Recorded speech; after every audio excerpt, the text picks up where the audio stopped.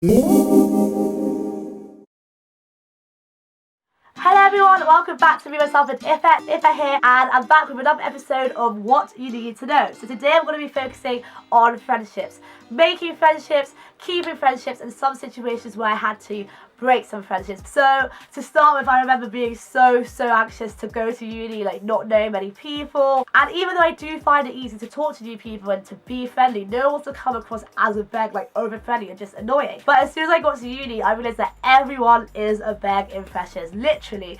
Even looking back, the people who are so hard now, trust no one, don't let no one in, even they were begs in freshers. You're all in the same boat, you don't know anyone, everyone wants to have a good time, so everyone's a beg. So I remember putting my stuff away, going to the kitchen and meeting my flatmates, and my first impressions were, you know, all really nice people, but it just happened that they didn't want to go out that night, and I was not about to miss anything in freshers. Like, I was on one, so I kind of ditched them, went out by myself, don't really know what my plan was, but ended up bumping into someone who I knew of from back home. She became one of my closest friends, and she actually told me that she didn't bump into me as I thought. She saw me from across the hall and bumped into me. But I think that just highlights how much of a beg everyone is in freshers and how eager everyone is to make friends. So I remember helping her skip the queue to go into the freshers welcome party, and we met like loads of random people that night. I woke up with random people on Snapchat that I still have today, and I'm literally like, who are you? Like, I don't know who you are. But anyway, I ended up in some kitchen, met new people there. People in that kitchen decided to have a party the next night and met even more people. So you can see how day 2 already I had so many familiar faces around campus. I'm not saying these people were like my best friends, but it's so good to have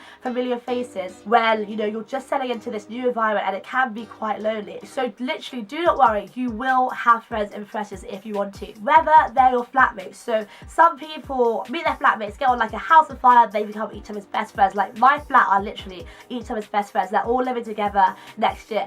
I liked my flat and we got along well over the years, but to start with, like, I didn't really feel like they were my kind of people. I prefer to go out on a Tuesday night, smack, you know, if you know, you know. They prefer to go out on Monday night to Casbah. So just little things like that, we didn't like the same sort of things, even though we got along really well as flatmates. So if you don't like your flatmates, do not worry, you can still make friends. As I said, I ditched mine day 1 and I met people. There are 2,000 undergraduates. If you find yourself not enjoying your flat, go out with them to the freshers party and then go to the toilet. You will meet your best friends in the toilet. If you walk out of the toilet without a best friend and you want one, then you're in the wrong toilet. Literally, check the size, check the size. But jokes aside, you cannot have toilet friends throughout the whole year because, I mean, if they start in the toilet, they're bound to end in the toilet. There's gonna come a time where you do need, you know, proper friends. I remember in freshers always having people to go out with in the night time, but daytime being quite lonely, and I literally just didn't know what to do if I wasn't in lectures. And then get to about 7 and it's like, okay, yeah, great, I have friends again. So making that switch from freshers friends to actual friends, I think that does happen naturally. You do gravitate to people that you have similar backgrounds with, similar interests with. For example, mutual friends. Like, I think with all my closest friends now, we have at least one mutual friend from back home, or at least few of the same people. So that's really great too. It's great to meet people with similar interests to you, but I think something that is unique to uni is meeting different people from completely different backgrounds, and I think it's so important to keep an open mind. I've grown up in London my whole life, in kind of this bubble, and I'm really bad at UK geography. Like, everything that's not London is the north to me. I didn't even know Manchester, like, was a country. I didn't even know Manchester, like, was a country. You're so dumb. You are really dumb. For real. I know it sounds so stupid, and of course, being me, I'm exaggerating, but legit, there was a time where I didn't know the difference between Manchester and Wales, like cities and countries. But what I was saying is, there's so much of the world out there, and there are going to be people from different countries, different cities, different walks of life, and it's so great to take the advantage of you being in the same place at the same time and having this thing in common, to find out about what you don't have in common. And I think the best way to do that is societies, is sports, is plays, is getting involved in everything uni has to offer. For once, you're in a sober state of mind, so you're more yourself and just natural, and I think you really do get to know each other on a deeper level than you would in the toilet. So it's great to kind of find people with similar interests to you, but also don't feel the need to keep a narrow mind. So that's meeting friends, whether it's in the toilet, whether it's your flatmates, or whether it's societies. Moving on to keeping these friends, I think the best way to keep friendships is communication and understanding, because you're having to get to a level of trust so much faster than you would in the real world. And like, while it took maybe 5 years to get to this level with your friends back home, you're having to do it in this, say, like a term. Like, you have to choose your flatmates for the next year in that first term, and I think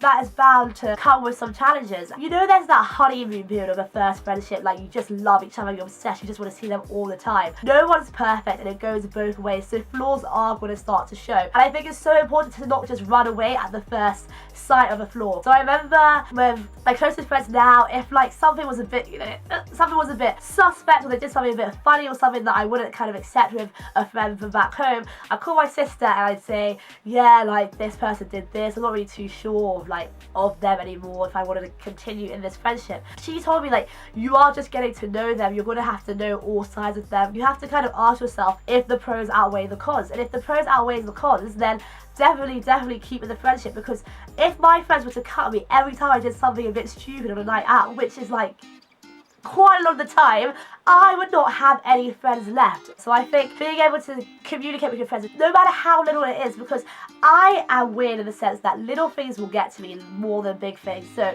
because they're so little, I wouldn't want to like confront you about it. I'll keep sweeping it under the rug until one day you'll literally be like, hi, and I will lash out. I don't mean to, but because I've swept it under the rug, this is the result. Whereas if I had just kind of said, look, when you did this, it kind of irritated me, or this thing bothers me in general, it's not personal, because you not do that. If the person cares about you and cares about your friendship, this will be easy, and it goes both ways. And also just knowing your friends. Like, if you know that you have a friend that is always going to be, you know, on the lookout for man on nights out, you know that, so there's no point getting irritated every time it happens. Like, don't go out with her if you think you're not going to have a good time. Like, if she's your friend, she'll understand that it's not personal. You just have different mindsets on nights out. And I think being able to communicate and understand and kind of balance and manage your expectations with friends will definitely be key to keeping the friendships. But at the same time, if a friend is always having an issue with you, always having an issue with the way you're acting, to the extent that it gets to the point where she just has a straight issue with you, then maybe you're not supposed to be friends. Because if someone is trying to get you to change the character that you've had for 18 years and change you so much to the extent that you're not you anymore, that's not a friendship, and maybe you're not just meant to be friends. Maybe what you thought you had in common to start with, you just don't, and it's okay to like cut people off because of this. And I think people can get scared and think, you know, I'm not going to find anyone else, like I've settled into this group, I'm kind of here for life. No, I met people third term freshers. One of my closest friends, we probably bonded in third term. Like, as I said, everything is accelerated at uni, so friendships can be made at a fast rate, friendships can be lost at a fast rate. You're not going to be alone. It's not worth you staying in an unhappy friendship because you think you're not going to find anyone else. I cannot be friends with people who I can't be myself around. Yeah, I may be a little crazy and I may be a bit weird, but that's me, and I've always been that way. So if you don't like it, then deuces. And I think you do have to be selfish in the sense that you only have 3 years of uni. How are you going to let one person or group of people bring you down? Like, come on, no. Life is way too short to stay in unhappy friendships, especially in uni where you can literally meet people in the toilet. So that's it. Hope you enjoyed it. I've just tried to be as candid and draw from my experiences as always. Feel free to watch my last uni video or any other video you want, and as always, subscribe. There will be more uni videos coming, so stay tuned, subscribe, watch my last one, watch any other video you want, and share to all your friends going to uni, all your friends in uni as well. Stay tuned. I think we got this. We got. Hey.